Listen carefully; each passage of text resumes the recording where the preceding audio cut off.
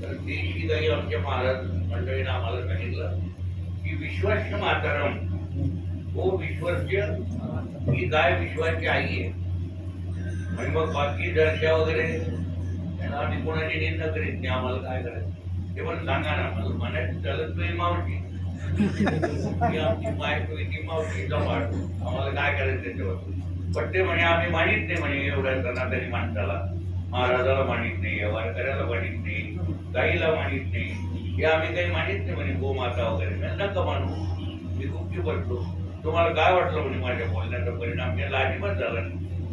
मी मूर्ख माणूस म्हटलं, मला त्याच्यावर काही कळतच नाही ना. ती भाषा हाय लेवलची मला कळालीच नाही. ते म्हणे मग तुम्हाला काय वाटलं? तर मला काहीच वाटलं. मग आम्ही फिरत फिरत गेलो गोशाळेजवळ. इतक्यात मी गाईच्या पाठीवरून हात फिरवला.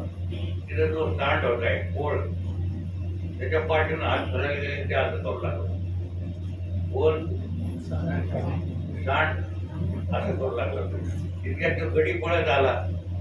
तेवढी महाराज थांबा थांबा थांबा थांबा, त्या अंगावर येईल, मारील, धडक देईल, कोण असं कसं झालं कडे.